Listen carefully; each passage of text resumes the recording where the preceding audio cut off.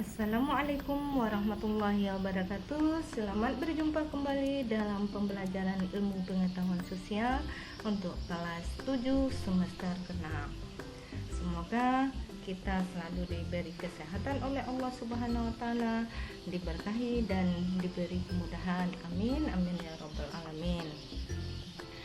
Untuk hari ini kita akan membahas tentang masyarakat Indonesia pada masa pra-aksara, Hindu, Buddha, dan Islam.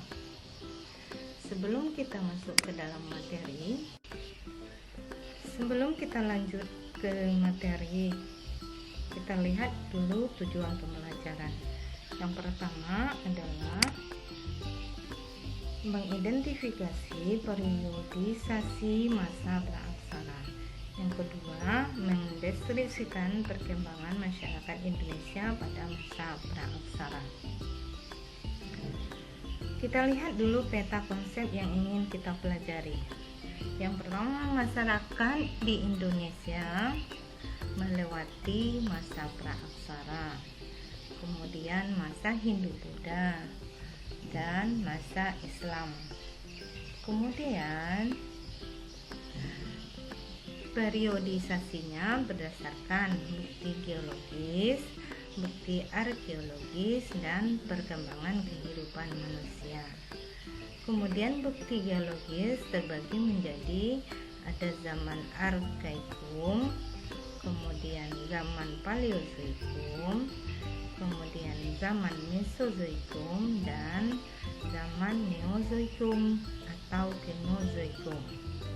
Kita lihat dari bukti arkeologis terbagi atas zaman batu dan zaman logam. Zaman batu itu ada namanya Paleolitikum, kemudian Mesolitikum, dan Neolitikum. Sedangkan zaman logam itu ada zaman perunggu dan zaman besi. Nah, untuk pertemuan hari ini kita membahas tentang bukti geologis dan bukti arkeologis. Untuk perkembangan kehidupan manusia itu kita lanjut pada pertemuan berikutnya. Kita lihat aja peta konsepnya. Menjadi ada masa berburu dan meramu tingkat sederhana, masa berburu dan meramu tingkat lanjut, dan masa bercocok tanam. Yang terakhir adalah masa perundakian. Nah, kalau di masa Hindu-Buddha itu ada kerajaan Hindu-Buddha dan ada kesultanan Islam. Itu masa berkembangnya. Kita lanjut. Kehidupan manusia pada masa pra-aksara. Yang pertama, kita kenal dulu apa yang dimaksud dengan masa pra-aksara. Pra-aksara terdiri dari dua kata, yaitu pra dan aksara. Pra artinya sebelum, sedangkan aksara artinya tulisan. Pra-aksara artinya adalah masa sebelum manusia mengenal tulisan. Masa pra-aksara disebut juga dengan nirleka. Apa itu nirleka? Nir artinya tidak ada, sedangkan leka ada tulisan. Berarti nirleka adalah masa di mana belum adanya tulisan atau tidak adanya tulisan.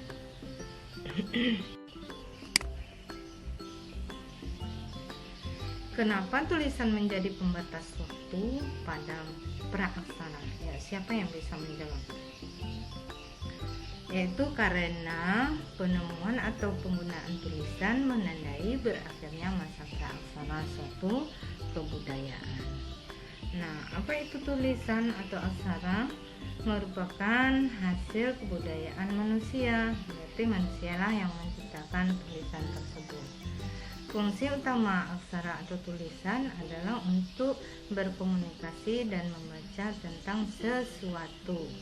Bisa kita ketahui dengan dari adanya tulisan. Dari catatan tertulis bisa mengetahui kehidupan orang-orang zaman dahulu, karena ada bukti tertulisnya. Kapan waktu dimulainya masa praaksara dan kapan waktu berakhirnya? Siapa yang tahu jawabannya?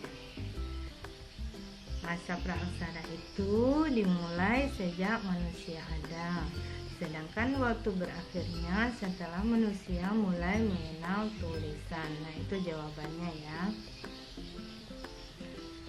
Kapan masyarakat Indonesia mulai mengenal tulisan? Sekitar abad ke-5 Masehi. Diketahuinya dari yupa atau batu bertulis peninggalan kerajaan Kuta yang terdapat di Muara Kaman, Kalimantan Timur. Bagaimana cara mengetahui manusia pada masa praaksara? Nah, dari mana kita mengetahuinya? Kita ketahui dari peninggalan-peninggalan yang ditinggalkan oleh manusia purba tersebut. Misalnya dari artefak. Artefak itu apa? Benda-benda peninggalan sejarah yang dibuat oleh tangan manusia yang bisa dipindah-pindah, itu namanya artefak. Sedangkan fosil adalah sisa-sisa tumbuhan atau makhluk hidup yang sudah mati, yang terpendam di dalam tanah, yang sudah membeku, itu disebut dengan fosil.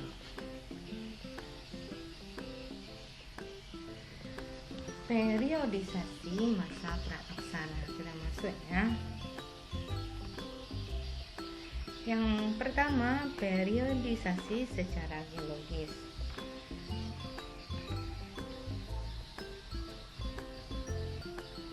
Sebelum adanya kehidupan di bumi mengalami perubahan-perubahan. Bagaimana bumi yang berubah itu? Awalnya bumi dalam keadaan panas dan pijar sehingga tidak ada satu makhluk hidup pun yang mampu hidup.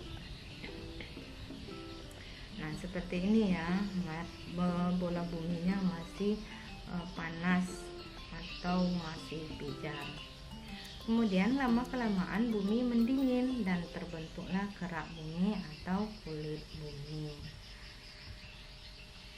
Nah, yang mulai mendingin maka terbentuklah kulit bumi. Kita lanjut. Makhluk hidup ada sejalan dengan semakin dinginnya bumi. Kalau masih panas berarti makhluk hidup tidak akan bisa bertahan atau bisa hidup. Proses perubahan bumi terbagi atas beberapa fase atau zaman. Kita lihat yang pertama. Menurut ahli geologi, sejarah perkembangan bumi ada 4 periode. Yang pertama namanya zaman Arkoikum atau zaman Tertua. Berlangsung kira-kira 2.500 juta tahun yang lalu. Coba bayangkan, sudah sangat lama sekali. Pada zaman ini kulit bumi masih panas, belum ada kehidupan ya, karena bola bumi tadi masih pijar. Yang kedua namanya zaman Paleozoikum atau zaman kehidupan tua. Berlangsung kira-kira 340 juta tahun yang lalu. Nah, di zaman ini sudah ditandai tanda-tanda kehidupan, yaitu hidupnya binatang-binatang kecil yang tidak bertulang punggung, berbagai jenis ikan bertulang rawan, ubur-ubur, amfibi, dan di akhir zaman Paleozoikum ditemukan reptil, yaitu kura-kura.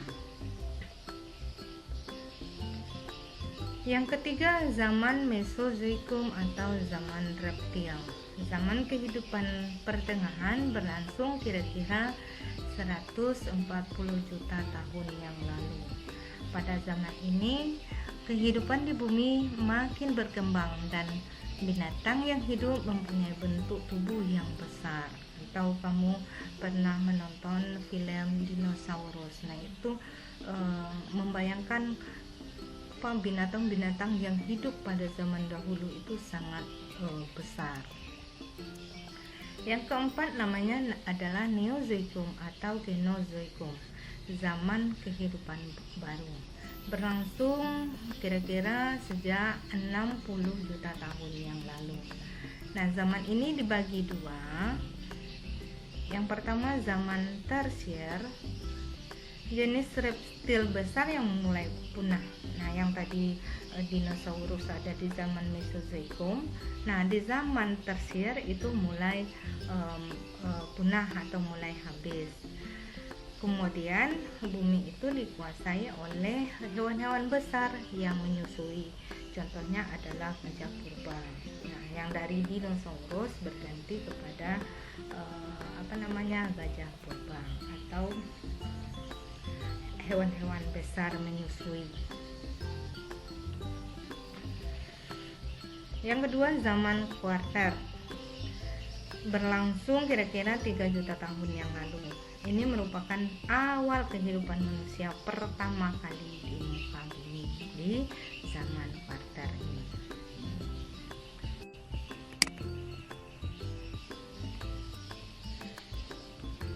Yang kedua, periodisasi secara arkeologis.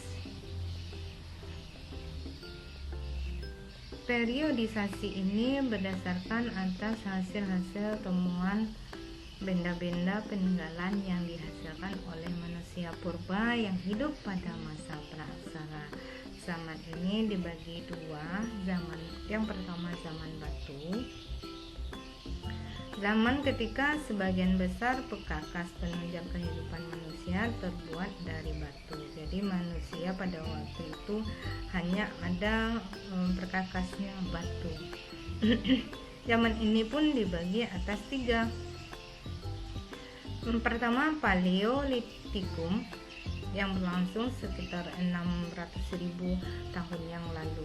Terdiri atas dua kata, paleo artinya tua, litos adalah batu. Kalau digabung menjadi zaman batu tua. Hasil kebudayaan banyak ditemukan di daerah Pacitan dan Ngandong, Jawa Timur. Memenuhi kebutuhan makanannya dengan cara berburu dan meramu. Meramu itu artinya adalah mengumpulkan tumbuh-tumbuhan atau umbi-umbian, serta juga menangkap ikan. Alat-alat yang digunakan oleh mereka terbuat dari batu yang masih kasar, yaitu adanya kapak perimbas dan alat serping. Itu Paleolitikum ya. Yang kedua adalah Mesolitikum. Terdiri atas dua kata, meso artinya tengah, litos tadi adalah batu. Kalau digabung adalah zaman batu tengah. Pada zaman ini manusia sudah mulai hidup menetap. Nah, sudah mulai meningkat ya. Tadi hanya sifatnya berpindah-pindah, sekarang sudah mulai menetap. Dengan apa kita bisa mengetahuinya? Adanya cuken menliger. Apa itu cuken menliger? Itu timbunan kulit kerang dan siput yang menggunung yang sudah menjadi fosil. Nah, itu namanya cuken menliger. Di mana ditemukan yaitu di sepanjang pantai timur Sumatera antara Langsa dan Medan. Dan ditemukan juga kapak genggam pada masa ini disebut dengan kapak Sumatera. Bentuknya sudah mulai halus. Yang kedua ditemukan lagi Ebresaurus, yaitu gua-gua yang dijadikan tempat tinggal manusia purba yang berfungsi tempat perlindungan dari cuaca dan binatang buas. Di mana ditemukan di Bojonegoro, kemudian ada di Sulawesi Selatan. Dan ditemukan juga di dalam gua-gua tersebut alat-alat dari batu seperti ujung panah, kemudian batu pipi, serta alat-alat dari tulang dan tanduk rusa.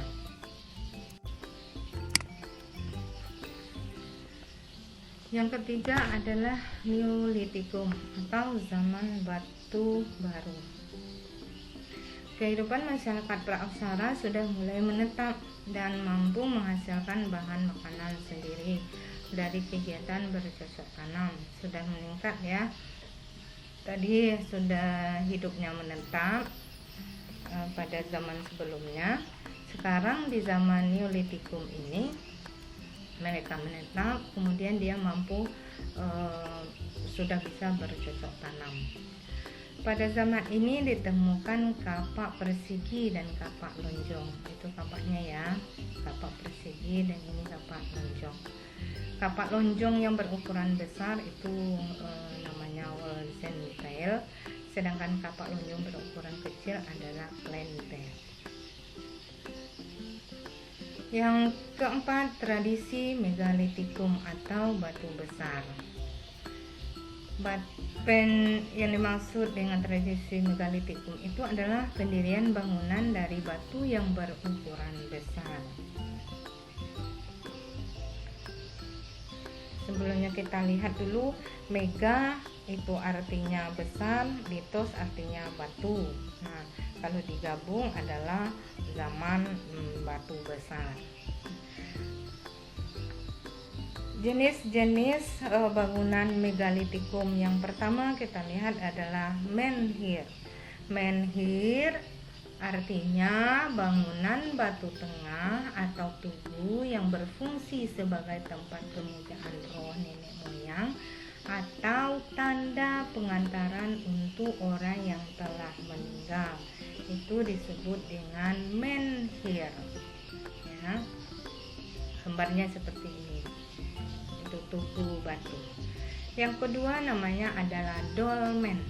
Dolmen ini bangunan berupa meja batu terdiri dari batu lebar yang dipotong oleh beberapa batu yang fungsinya sebagai tempat persembahan untuk memuja arwah leluhur. Itu waruga.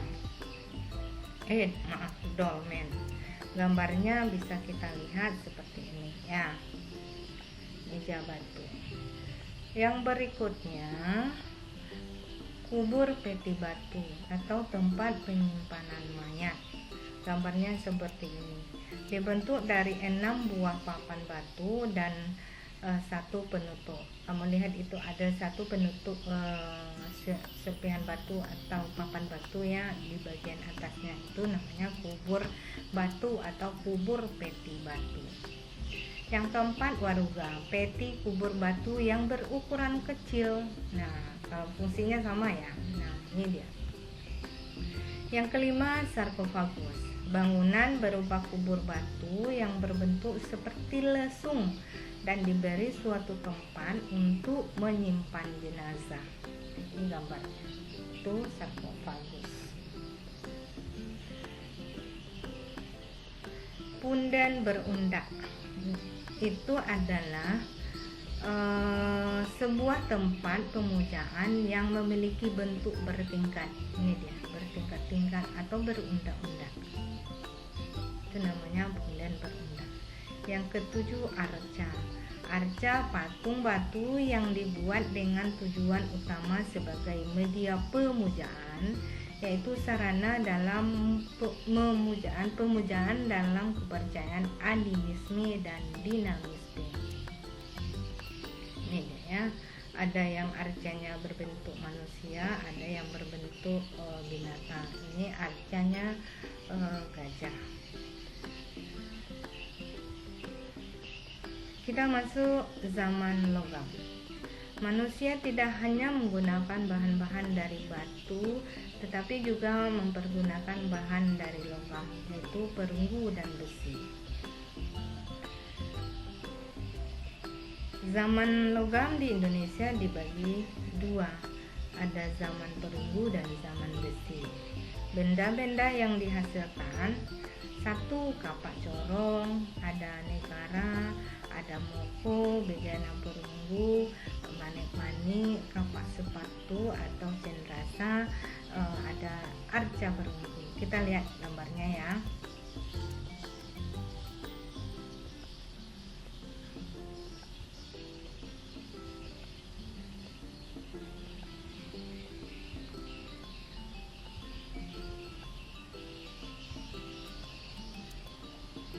Nah, itu cukupkan sampai di sini pertemuan kita hari ini. dan ibu ucapkan terima kasih. Kalau ada salah-salah kata, ibu mohon dimaafkan. Dan ibu akhiri dengan assalamualaikum warahmatullahi wabarakatuh. Bye bye.